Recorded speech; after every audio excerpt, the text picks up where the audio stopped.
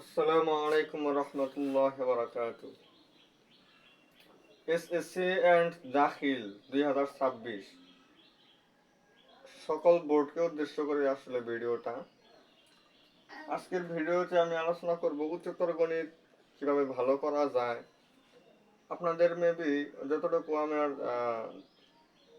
মনে হয়, আপনাদের যারা Dhaka board, Rajshahi board, Chittagong board এরকম বোর্ডে আসছেন, সাধারণ বোর্ডগুলোর কথা বলি, আপনাদের 18 তারিখ মনে হয় উচ্চতর গণিত পরীক্ষাটা অনুষ্ঠিত হবে। আর দাখিল অর্থাৎ মাদ্রাসা বোর্ড যারা, আপনাদের মনে হয় 24 তারিখে অনুষ্ঠিত হবে। যাই হোক, আজকে হচ্ছে 16 তারিখ। আজকের মধ্যে এটা আপলোড হয়ে যাবে। আপনারা সাধারণ বোর্ডে যারা আছেন, আপনারা একদিন তো অন্তত পক্ষে পাবেন এটা দেখার জন্য। তো পরীক্ষার আগের দিন রাত্রে ভিডিওটা দেখে গেলেও মানে আপনাদের আসলে খুবই উপকার হবে। তো প্রথমে আসি, আমাদের সিলেবাসে কোন কোন অধ্যায় আছে। তো আমাদের সিলেবাসের মধ্যে কিছু ভাগ আছে এখানে।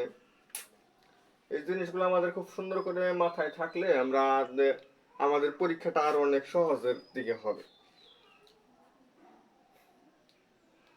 এবং এই সাবজেক্টটা তাদের উচ্চতর গণিত যেটা আপনাদের কম্পালসরি, তাদের অতটা গুরুত্বপূর্ণ না। তারা একটা জিনিস চিন্তা করবেন যে আপনাদের শুধু পাস করলেই হবে, কিন্তু তাদের অপশনাল, তাদের জন্য আমি গুরুত্বটা বেশি দিতে বলবো। কেন? কারণ হচ্ছে দেখেন, আপনার যদি জাস্ট পাস আসে কম্পালসরিতে তাহলেই কিন্তু আপনি উইনার। কিন্তু যদি অপশনাল থাকে তাহলে আপনি পাস করলে আপনার যে উপকারটা আসলে পাওয়ার কথা ছিল সেই উপকারটা কিন্তু অপশনাল থেকে পাবেন না। আপনি যদি এ প্লাস তুলতে পারেন তিনটা সাবজেক্টে, আপনার কি জিপিএ কিন্তু টানবে। আর আপনি যদি অযথা শুধু 5 নাম্বারটাই তুলেন তাহলে কিন্তু আপনার অপশনাল থেকে যে ওইটা কিন্তু আসলে আপনি পাইলেন না। আচ্ছা, যাই হোক, তো অপশনাল যারা আছেন তারা চেষ্টা করবেন একদম প্লাস তোলার। এবং কিভাবে প্রস্তুতি নিলে আপনি এ প্লাস তুলতে পারেন সেই বিষয়ে কিন্তু আমি কথাটা বলবো। আচ্ছা, তাহলে আমাদের প্রথমে কি আছে, যেমন আর থাকে আমাদের হচ্ছে বীজগণিত,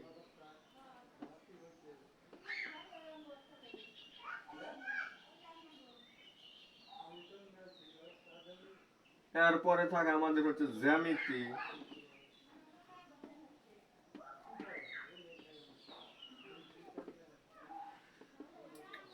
ত্রিকোণমিতি, অর্থাৎ ত্রিকোণমিতির মধ্যে আছে আমাদের আবার সম্ভাবনা। এই টপিক গুলা থেকেই কিন্তু আমাদের প্রশ্নগুলা হয়। এই তিনটা বিভাগ আমাদের থাকে। আচ্ছা, যাই হোক, বীজগণিত যেমন আমাদের 1 নম্বর অধ্যায় হচ্ছে সেট ও ফাংশন, যেটা আমাদের সিলেবাসে নাই, সুতরাং ওটা নিয়ে আমাদের আলোচনা দরকার নাই। 2 নম্বর অধ্যায় হচ্ছে আমাদের বীজগাণিতিক রাশি। এখানে আমাদের খুবই গুরুত্বপূর্ণ কিছু টপিক আছে, দুই একবার দেখে গেলে আবার অনেক স্টুডেন্ট আছে এটা অনেক ভয় পায়। বিশেষ করে কিছু উৎপাদক বিশ্লেষণ আছে এই অধ্যায়ে। কিছু কিছু জিনিস আছে, চক্রক্রমিক প্রতিসম, এগুলো অনেকজন একটু গুলায় ফেলায়।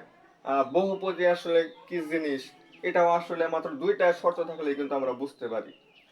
পদের সংখ্যা সসীম হতে হবে, পাওয়ার কোনো ঋণাত্মক হওয়া যাবে না বা ভগ্নাংশ হওয়া যাবে না, এটা হচ্ছে আমার শর্ত। এই 2টা শর্ত যে মেনটেন করবে সে হচ্ছে বহুপদী। আচ্ছা, এই ধরনের আলোচনা আমার বীজগাণিতিক রাশির মধ্যে আছে। তো এটা আমাদের সিলেবাসের অন্তর্ভুক্ত, এখানে আমি 2 লিখলাম। এরপর আমাদের আছে 3 নম্বর অধ্যায়, যেটা হচ্ছে আমার জ্যামিতি। এই জ্যামিতি কিন্তু আমার সিলেবাসে নাই। 4 নম্বর অধ্যায় জ্যামিতিক অঙ্কন, এটাও আমাদের সিলেবাসে নাই। 5 নম্বর অধ্যায় হচ্ছে আমাদের সমীকরণ, এটাও আমাদের সিলেবাসে নাই। 6 নম্বর অধ্যায় অসমতা, এটাও নাই। এরপর 7 নম্বর অধ্যায় যেটা হচ্ছে আমাদের অসীম ধারা, এই অসীম ধারা অধ্যায়টা কিন্তু আমাদের সিলেবাসে আছে। এটা হচ্ছে আমার 7 নম্বর অধ্যায়। আচ্ছা, 7 নম্বর অধ্যায়। এরপর 8 নম্বর অধ্যায় হচ্ছে আমাদের ত্রিকোণমিতি। 9 নম্বর অধ্যায় আমাদের সূচক ও লগারিদমীয় ফাংশন, যেটা আমাদের বীজগণিতের অন্তর্ভুক্ত। 10 নম্বর অধ্যায় হচ্ছে আমাদের দ্বিপদী বিস্তৃতি, এটাও আমাদের বীজগণিতের অন্তর্ভুক্ত। 11 নম্বর অধ্যায় হচ্ছে আমাদের স্থানাঙ্ক জ্যামিতি, যেটা আমাদের জ্যামিতির অন্তর্ভুক্ত। 12 নম্বর অধ্যায় হচ্ছে আমাদের ভেক্টর, এটাও আমাদের জ্যামিতির অন্তর্ভুক্ত। এরপরে আসি সম্ভাবনা, যেটা আমাদের ত্রিকোণমিতি সম্ভাবনার অন্তর্ভুক্ত। আচ্ছা, এই তো আমাদের সিলেবাস। এই সিলেবাস থেকেই আমাদের প্রশ্ন হবে। এবং স্যাররা একটু দুষ্টমি করে একটা এমসিকিউ বা দুইটা এমসিকিউ বড় জোর অন্য সিলেবাসের বাইরে থেকে দিতে পারে। আচ্ছা, ওটা ব্যাপার না। আপনার যে একদম 100 পাইতে হবে তা না। আপনি যদি 80 তুলতে পারেন তাহলেই তো অনেক। আচ্ছা, আমি যদি দুইটা যদি নাও পারি এমসিকিউ, তারপরেও কি আমি 98 পাইতেছি না? অনেক। আর কি লাগে? এরকমই আমাদের ভাবতে হবে খুব সুন্দর করে। দু একটা যদি শর্ট সিলেবাসের বাইরে থেকে আসতেও পারে, এটা বলা যায় না, আসতেও পারে। তো এটা নিয়ে আমাদের মাথা ঘামানোর কোনো কিছু নাই। তবে আমি মনে করি যে আমি যখন 23 সালে পরীক্ষা দেই, আমাদের একটা এমসিকিউ রসায়নে একটা এমসিকিউ কিন্তু আমার শর্ট সিলেবাসের বাইরে থেকে আসছিল। এরকম করতে পারে যে কোনো একটা সাবজেক্টে। আচ্ছা, আসি তাহলে আমাদের বীজগণিত, জ্যামিতি এবং ত্রিকোণমিতি। এখন আমাদের তো আসলে শর্ট প্রশ্ন হইতেছে 7টা থাকবে, যে কোনো 5টা দিতে হবে। তাহলে এস কিউ এখানে 5টা যদি আমার দিতে হয়, 5 গুণন 2 ইকুয়াল হচ্ছে 10 নাম্বার। এমসিকিউ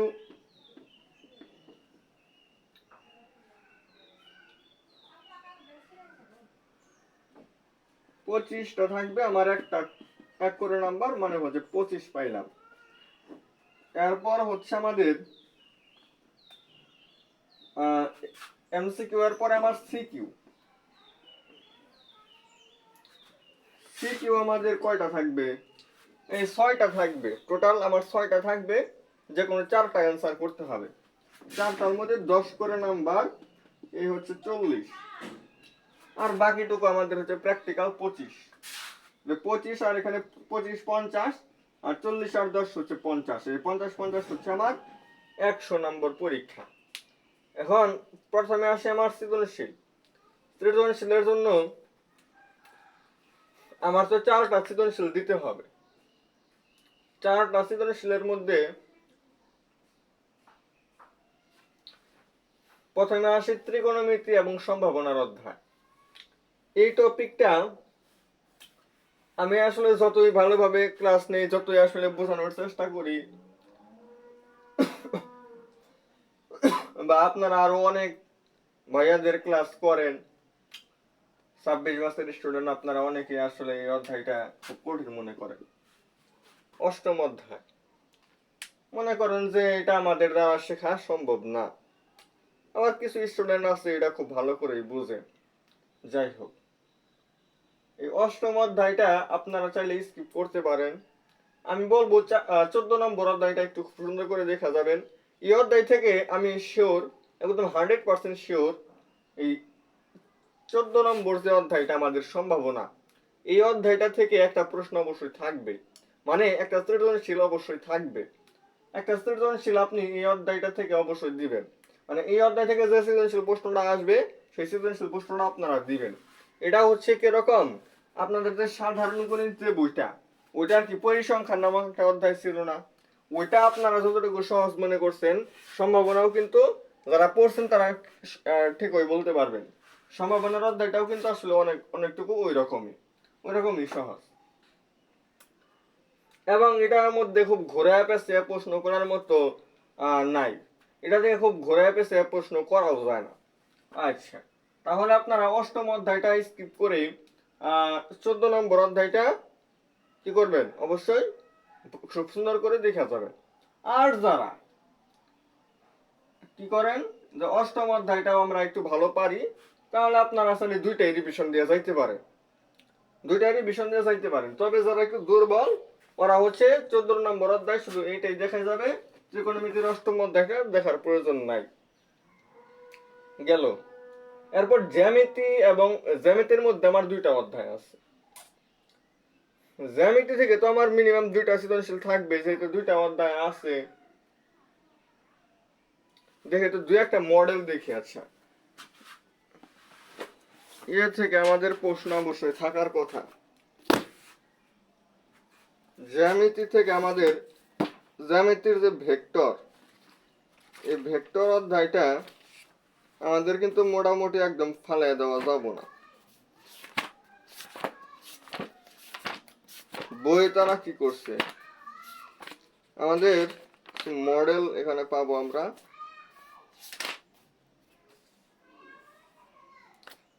এই যে এক সিরিয়ালে প্রশ্ন আসছে, মানে প্রত্যেক বছরে প্রশ্ন আসছে। যেমন এখানে 19 সালে ভেক্টর থেকে একটা প্রশ্ন হয়েছে, আমি দেখতে পাইলাম। 20 সালে আসছে। এরপর আমাদের আসলে এটা শর্ট সিলেবাসের যেহেতু বাইরের একটা অধ্যায় ছিল, 21, 22, 23, 24, 25 এই সালগুলোতে আসলে এই অধ্যায়টা আমার সিলেবাসে ছিল না, যার কারণে কোনো প্রশ্ন আসে নাই। কিন্তু আশা করা যায় এই 26 সালে অবশ্যই একটা সৃজনশীল পরীক্ষায় আসবে, এতটুকু আমরা বলতে পারি। তো স্থানাঙ্ক জ্যামিতিও আসলে খুব যে কঠিন তাও না। স্থানাঙ্ক জ্যামিতি আসলে তুলনামূলক ভাবে আমি যদি বলি এই স্থানাঙ্ক জ্যামিতি এবং ভেক্টর, এই দুটোর মধ্যে সহজ কোনটা, তাহলে কিন্তু আমার অ্যান্সার আসবে ভেক্টর। ভেক্টর সহজ। তো যেটা সহজ সেটাই আপনারা অবশ্যই মাথায় একটু নিয়ে যাবেন, আর এটা একটু স্কিপ করতে পারেন। মানে আমি তো পাস করার কথা বলতেছি, দুইটা সৃজনশীল কিন্তু আমাদের গেল। আমি 14 নম্বর অধ্যায়, এটা খুবই সহজ, এখান থেকে একটা দিব। ভেক্টর থেকে আসার সম্ভাবনা কি 95% আমি বলতে পারি। তো যদি একটা সৃজনশীল আসা যায় তাহলে ভাগ্য ভালো। আমি একটা সৃজনশীল 12 নম্বর অধ্যায় থেকে যেটা আসবে সেটা আমি দিয়ে দিলাম। আচ্ছা, এরপর আসেন আমাদের বীজগণিত। বীজগণিত থেকে তো আমাদের আসলে প্রশ্ন থাকবে অনেকগুলা।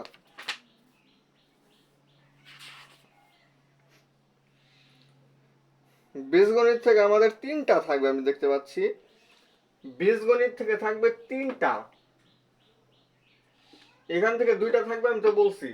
একটা এই অধ্যায় থেকে থাকবে, একটা এই অধ্যায় থেকে থাকবে। আপনারা এই অধ্যায়টা দেওয়ার চেষ্টা করবেন। এই অধ্যায় থেকে একটা থাকবে, এই অধ্যায় থেকে একটা থাকবে, এই অধ্যায় থেকে দেওয়ার চেষ্টা করবেন।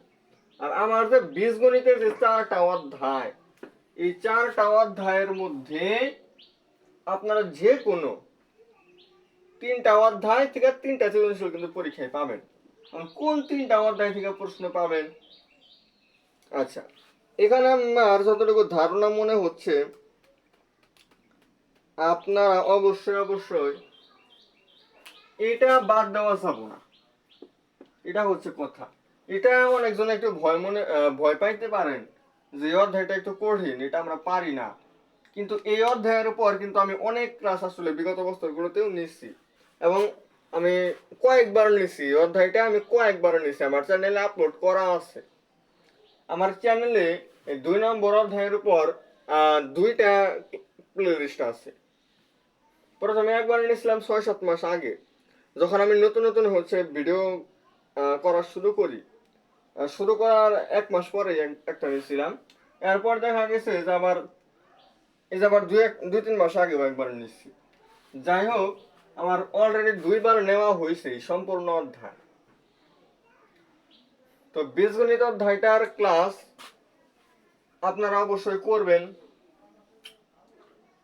এরপর আসেন সপ্তম অধ্যায়। সপ্তম অধ্যায়টা অসীম ধারা, এটাও আমাদের আসলে খুবই খুবই গুরুত্বপূর্ণ, এটা আপনারা দেখা যাবেন।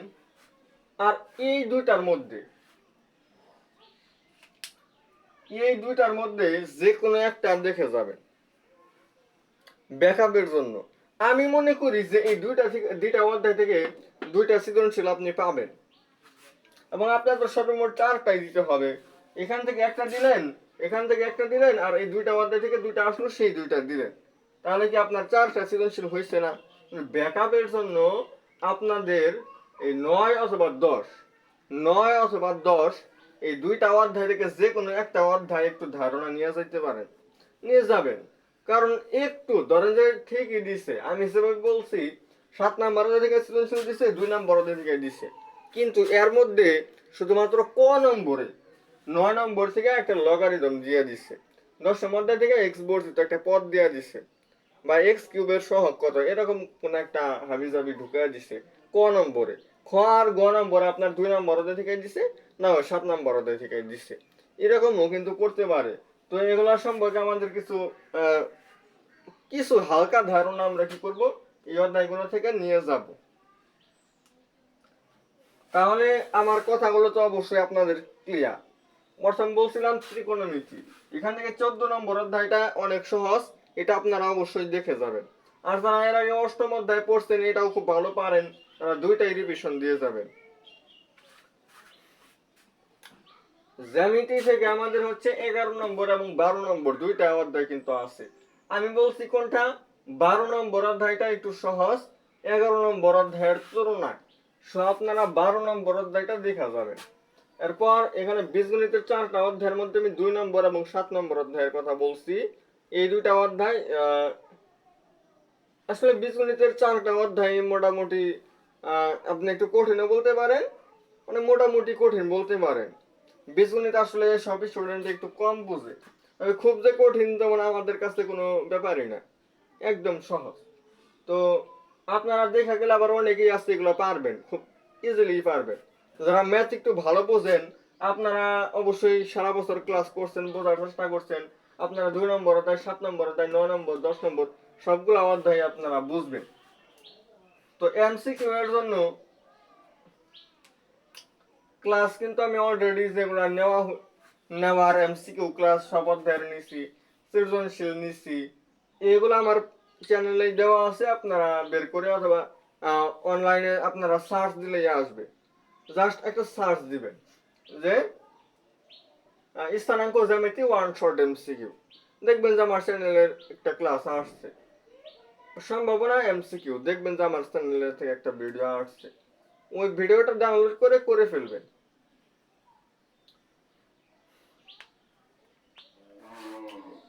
এমসিকিউ এর কথা যদি বলি, এমসিকিউ মোটামুটি সব অধ্যায় আসলে পড়া উচিত, সব অধ্যায় পড়লে আসলে ধারণাটা খুব সুন্দরভাবে পারা যায়। এখন আমি কি করতে পারি আপনাদের জন্য, আমি হালকা একটু ধারণা প্রত্যেকটা অধ্যায় থেকে 2-1টা করে এমসিকিউ একটু দেখায় দিলে মনে হয় একটু ভালো হয়। বিশেষ করে সৃজনশীল যদি একটু দেখায় দিতে পারতাম তাহলে আপনাদের আরো একটু ভালো হইতো। আচ্ছা, একটা সৃজনশীল হাতে নেই।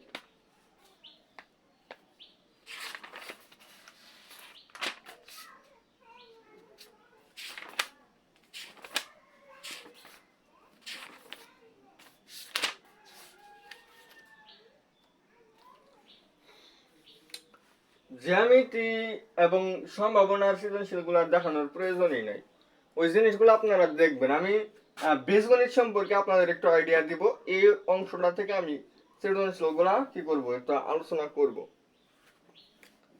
আচ্ছা, এটা আমাদের দাখিল পরীক্ষা 24-এর প্রশ্ন।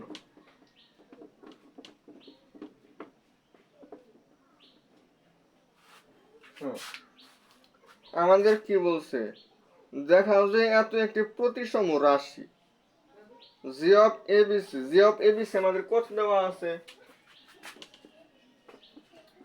জি অফ এবিসি এটা দেওয়া আছে আমার A cube plus B cube plus C cube minus 3abc।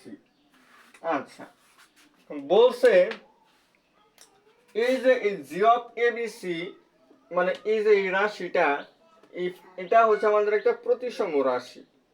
আচ্ছা, তাহলে এটা যদি আপনাদেরকে আমি একটু বুঝাইতে পারি আসলে প্রতিসম জিনিসটা কি জিনিস, এটা কিন্তু আপনাদের খুব সুন্দর একটা আইডিয়া হয়ে যাবে। আর যারা এর আগেও বুঝছেন তাদের জন্য একটু রিভিশন হবে। জি অফ এবিসি মানে, আচ্ছা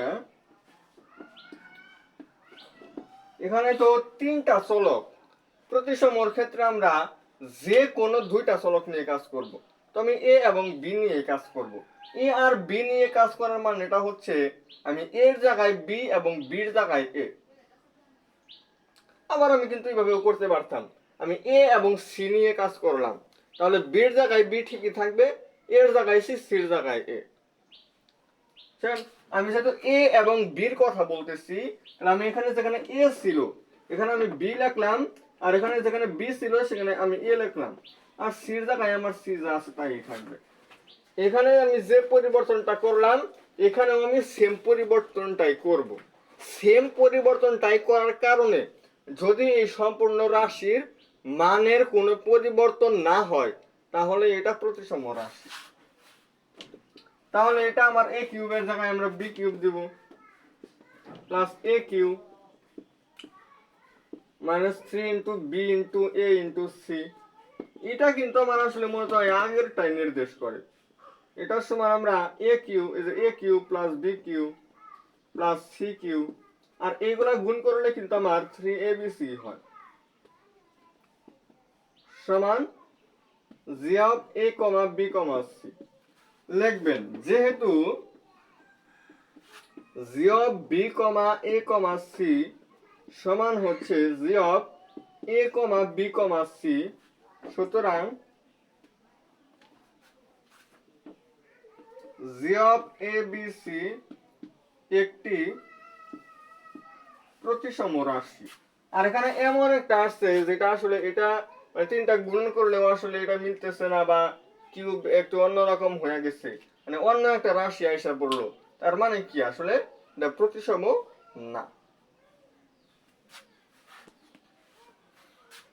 বুঝাইতে পারছি মনে হয় জিনিসটা। আমি যে কোনো দুইটা চলক নিয়ে কাজ করবো প্রতিসমর ক্ষেত্রে, আর যদি চক্রক্রমিক যদি বলে তাহলে সবগুলা নিয়ে আমার কাজ করতে হবে। তো চক্রক্রমিকের ক্ষেত্রে আমার কি হইতো, এর জায়গায় বি, বির জায়গায় সি, সির জায়গায় এ, এভাবে আমরা বসাইতাম।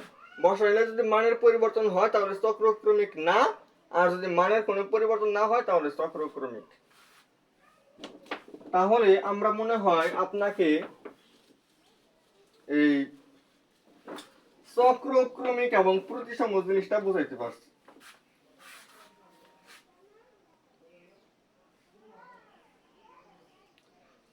g of abc is to g of xyz সমান হচ্ছে 4:1। আমার a কত দেওয়া আছে, a হচ্ছে y plus z minus x, a সমান y plus z minus x, b সমান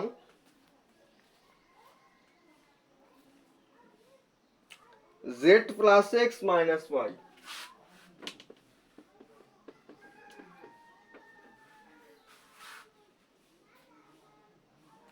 c সমান x plus y minus z।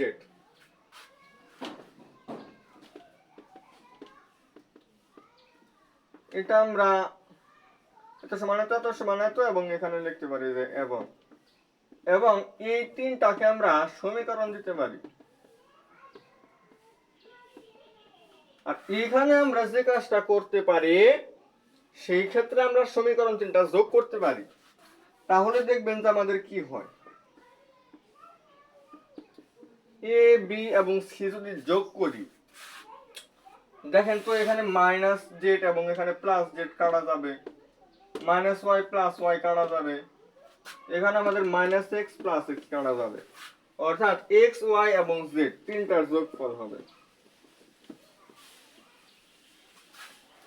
এ প্লাস বি প্লাস সি যে কথা, X plus Y plus Z same কথাই।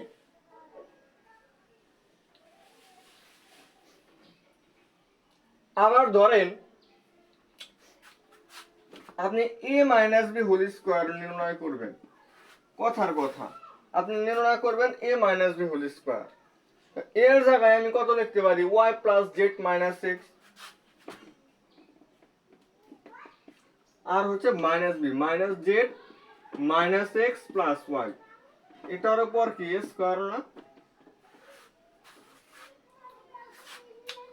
তাহলে কি হয়, এটা এটা কাটা যাবে, 2y minus 2x whole square, minus 2 common নিলে হবে আমাদের x মাইনাস ওয়াই, এটার উপর স্কোয়ার, অর্থাৎ 4x minus Y whole square. A minus B whole স্কোয়ারকে 4 × x - y হোল স্কোয়ার লিখলাম। এরপর আবার ধরেন যে আমরা B minus C minus A, আর এগুলাই আমরা কেন নিতেছি দেখেন, আমাদের যে G of A B C ফর্মুলাটা আমাদের দেওয়া আছে, উপরে লিখি A cube plus B cube plus C cube minus 3abc সমান হচ্ছে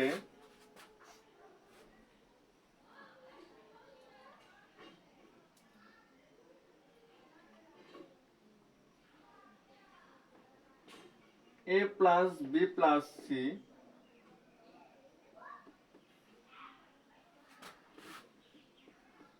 a minus B whole square plus B minus C whole square plus C minus A whole square. এরকম একটা সূত্র কিন্তু আমাদের আছে। তো এটা মানে আমাদের তো আবার x plus Y plus z মানে কত হবো, half x plus Y plus z, half x minus Y whole square, y minus z whole square, এরকম কিন্তু হবে। তো দেখতেই পারছেন আমাদের এখানে তাহলে x minus Y whole square কত হইতাছে 1/4 a minus B whole square. এই 1/4 আমি এই পাশ থেকে কমন নিব। যাই হোক, একটু ক্যালকুলেশন আমাদের করতে হবে, তাহলে আমাদের আসবে। এই ম্যাথটা কিন্তু আমাদের হুবহু বোর্ড বইয়েও আছে। বোর্ড বই এটা কত নম্বর ম্যাথ জন্য ছিল সেই নম্বরটা একটু বলে দিই। এটা আমাদের বইয়েও এই ম্যাথটা আছে। এই ম্যাথটা কিন্তু আমাদের খুবই কমন।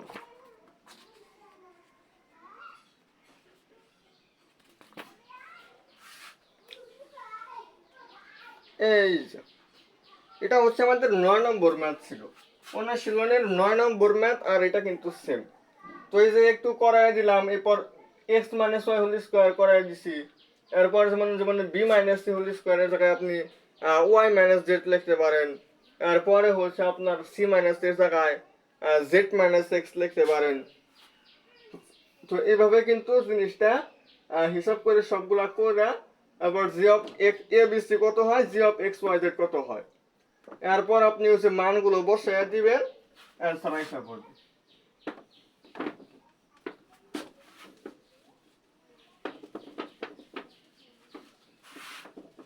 এরপরে হচ্ছে আমাদের আংশিক ভগ্নাংশ। আংশিক ভগ্নাংশটা দেখে একটু দেখা দেই, তাহলে এটাও আপনাদের সমস্যা থাকলে সমাধান হয়ে যাবে। আমার ইস অফ এক্স দেওয়া আছে, এটা মাইনাস দিছে,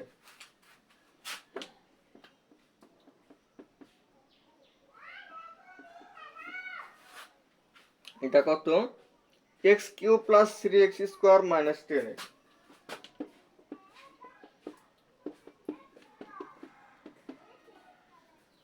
আচ্ছা, এটা দেওয়ার পরে cube x plus 7 divided by h of x. H of x বলতে কিন্তু আমার এটাকে বোঝায়। আচ্ছা, এটাকে কিন্তু আমরা সরাসরি লিখবো এবং এটাকে আমরা ভাঙাবো, উৎপাদকে বিশ্লেষণ করব। এটা সবগুলা থেকে এক্স কমন নিব, এরপর আমরা যা থাকবে ওটাকে মিডল ফ্যাক্টর করব, এবং নিচের ঘাত যদি বড় হয় সেক্ষেত্রে আমরা a ডিভাইডেড বাই এক্স, মানে এগুলো আমরা উৎপাদকে বিশ্লেষণ করে b divided by something, c divided by something, এগুলো দেওয়ার পরে এখানে যেটা থাকবে এটা দ্বারা আমরা উভয় পক্ষে কি করব, গুণন করব। এইভাবে কিন্তু জিনিসগুলো করা হয় আমাদের। তো এইভাবে আসলে জিনিসগুলো আপনারা করে নেবেন। আমি না হয় একটা ম্যাথ আপনাদেরকে দেখাই দিলাম, তাহলে লাভ কি, এখানে অনেক ম্যাথ আছে। এই নিয়মের 5 থেকে 7টা ম্যাথ করবেন। আমার যে সিকিউ ক্লাসটা, এই অধ্যায়ের পর সৃজনশীল ক্লাস কিন্তু আমি নিছি, ওই ক্লাসটা আপনারা করবেন, তাহলে এগুলা খুব সুন্দর আইডিয়া হয়ে যাবে। এই অধ্যায় থেকে একটা সৃজনশীল আশা করা যায়, যে একটা সৃজনশীল অবশ্যই থাকবে এবং আপনারা অবশ্যই দিতে পারবেন।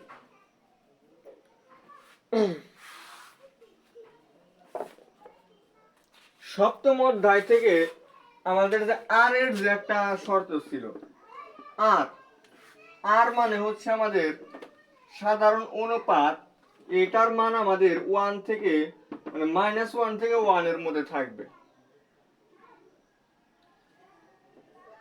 মানে -1 এর থেকে ছোট, 1 এর থেকে ছোট, -1 এর থেকে বড়, এই রেঞ্জের মধ্যে এরকম থাকবে। আর যদি আমার আর এর মান যদি 1 এর থেকে বড় হয় অথবা 1 এর সমান হয়, তাহলে কিন্তু অসীমতক সমষ্টি থাকবে না। আমার যে অসীমতক সমষ্টি নির্ণয়ের যে ফর্মুলাটা is ইনফিনিটি, এটা সমান হচ্ছে a divided by 1 minus r। এই ফর্মুলাটা দিয়ে যে ম্যাথগুলো আছে এই ম্যাথগুলো করবেন। একটা ধারার 10 নম্বর পদ, 15 নম্বর পদ, এগুলো আমার খ নম্বরে চাইতে পারে। একটা মূলদীয় ভগ্নাংশকে প্রকৃত ভগ্নাংশ বা অপ্রকৃত ভগ্নাংশে যে প্রকাশ, যে পৌনঃপুনিক যুক্ত সংখ্যা 0.13 পৌনঃপুনিক দিলাম, তাহলে এটা কিন্তু আমরা ধারার সাহায্যেও করতে পারি, যে এই সূত্রের সাহায্যে। আবার কিন্তু আমরা সরাসরি একটা শর্টকাট ইউজ করেও করতে পারি। পৌনঃপুনিক দশমিক এগুলা বাদ দিলে হয় আমাদের 13 মাইনাস হচ্ছে এই যে পৌনঃপুনিক যুক্ত, এটা মাঝে বাদ যাবে, তাহলে 0.1 এন্ড পয়েন্ট বাদ দিছি, তাহলে 1। দশমিকের পর এখানে হচ্ছে একটা সংখ্যার উপর পৌনঃপুনিক, একটা 9, আর একটা সংখ্যার উপর এই যে একটা 0, তাহলে 12 ডিভাইডেড বাই 90 এরকম হয়। আমি উপরে নিচে দুইটা ইজোড় সংখ্যা আমি আবার কিছু ভাগ করতেও পারবো। তো মূলদীয় ভগ্নাংশে প্রকাশ করা, একটা ধারার এত নম্বর পদ, হ্যান বিভিন্ন পদ নির্ণয় করা, অসীমতক সমষ্টি নির্ণয় করা, এই জিনিসগুলোই আমাদের 7 নম্বর অধ্যায়ে পাবে। এবং আপনারা সম্ভাবনা, যে ছক্কা নিক্ষেপ, হাবিজাবি, অনুকূল ফলাফল ডিভাইডেড বাই সমগ্র ফলাফল, ওই জিনিসগুলো দিয়ে আপনারা ম্যাথ দেখা যাবেন। আশা করি কোনো সমস্যা হবে না। যারা আমার এই ক্লাসগুলো নিয়মিত করছেন তাদের অন্ততপক্ষে কোনো সমস্যা হওয়ার কথা না। অথবা যে কোনো একজন ভাইয়ার ক্লাস আপনারা ঠিক মতো করলে, অথবা নিজেরা যারা বাসায় একটু প্র্যাকটিস করছেন, বোঝার চেষ্টা করছেন, আপনাদের সমস্যা হবে না। তো কি আর দেখাবো, সাজেশন দিলাম কোথায় থেকে কিভাবে কি পড়া উচিত। আর এছাড়াও একটা কথা সবসময় বলা উচিত, বা আমি বলে থাকি, সেটা হচ্ছে আপনারা এতদিন পর্যন্ত যা পড়ছেন, যত যে সমস্ত ম্যাথগুলো আপনারা বুঝতে পারছেন, ওই ম্যাথগুলোই একবার করে, মানে শুধু বই দেখলাম সেটা কিভাবে কিভাবে করছে এটা হইল না, ওইটা একটু খাতায় করার চেষ্টা করবেন। খাতায় করলে এই জিনিসটা আপনার শেখা হবে। আর ওই যে শুধু বই দেখেন যে এইভাবে এভাবে করছে, বইটা অফ করার পর আপনি ওইটা দেখে আর করতে পারবেন না। নতুন কোনো ম্যাথ শেখার প্রয়োজন নাই। যে ম্যাথগুলো শিখছেন ওই ম্যাথগুলাই রিভিশন দিবেন। ওই অধ্যায়ের এমসিকিউ গুলাই খুব সুন্দর করে পড়ে যাবেন, তাতেও ইনশাআল্লাহ প্লাস থাকার সম্ভাবনা থাকবে। তো আজকের ভিডিওটি আমাদের এই পর্যন্ত থাকবে। আসসালামু আলাইকুম ওয়া রাহমাতুল্লাহি ওয়া বারাকাতুহু।